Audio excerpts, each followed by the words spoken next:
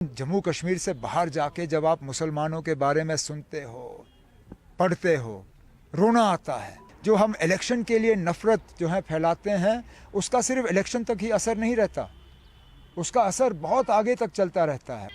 आपने हमारा कफन भी नाप लिया और कब्र भी खोद रहे हो। स्लोगन्स है 370 या 400 पार, वो एक स्लोगन ही है ग्राउंड पर।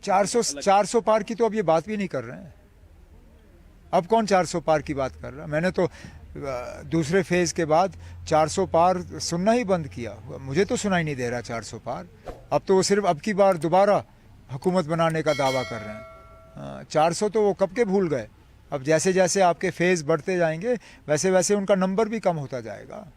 मैं तो कहता हूँ सिंपल मेजॉरिटी भी आ जाए तो बहुत बड़ी बात होगी इनके लिए। लोगों की बात कई बार उनका एक नज़रिया होता है, इंडिविजुअल कमज़ोर हो सकता है, इज्तिमाई तौर बात बड़ी स्ट्रांग हो सकती है। कहते हैं कि इस तरह इंडिया एयरलाइंस अपने मकासद के लिए स्ट्रांग हो रही है, या जिस तरह नेशनल कॉन्फ्रेंस और कांग्रेस है वो जम्मू को स्ट्रांग कांग्रेस कर रही है और कश्मीर में नेशनल को कांग्रेस कर रही है। उसके बाद कौन किसका पता नहीं होगा। क्या मतलब कि इलेक्शन के बाद हम बिखर जाएंगे, यही आप पूछ रहे हो? अब इलेक्शन निकल जाने दीजिए। आप पहले ही हमारा जनाजा निकाल रहे हो। अभी हम जिंदा हैं ना, अब एक स्टेज पे बैठे हैं, एक दूसरे से बात कर रहे हैं, एक दूसरे के लिए वोट मांग रहे हैं। आपने हमारा कफन भी नाप लिया और कब्र भी खोद रहे हो।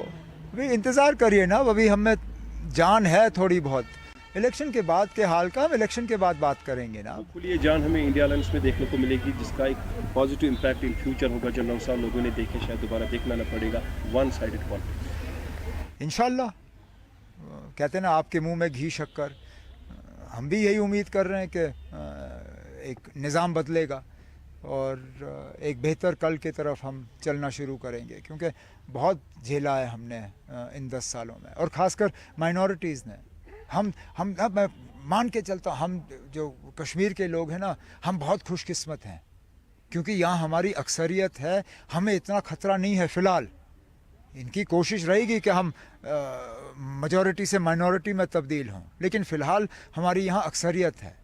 लेकिन जम्मू कश्मीर से बाहर जाके जब आप मुसलमानों के बारे में सुनते हो, पढ़ते हो, रोना आता है। माँ बाप अपने बच्चों को स्कूल नहीं भेजना चाहते हैं, क्योंकि वहाँ बच्चों को किस तरह छेड़ा जाता है, किस तरह उनको टेररिस्ट कहा जाता है, इन्फिल्ट्रेटर कहा जाता है, पाकिस्तानी कहा जाता है। मैं कितनों के आपको मिसाल पेश कर सकता हूँ जिन्होंने अपने बच्चों को स्कूल से बाहर निकाल के अब वो घर में उनको तालीम फराहम कराते हैं। मुसलमान जो हैं वो ट्रेन में आज नॉन वेज खाने से डरते हैं। कहते हैं कि कोई उनको ये कहते हुए पीटेगा कि ये बीफ खा रहे हैं।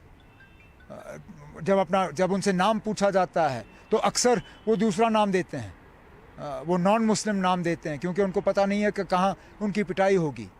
ये जो हम इलेक्शन के लिए नफ़रत जो है फैलाते हैं, उसका सिर्फ इलेक्शन तक ही असर नहीं रहता, उसका असर बहुत आगे तक चलता रहता है। और ये हमारे जो सियासतदान हैं वो अक्सर भूल जाते हैं इस चीज़ को।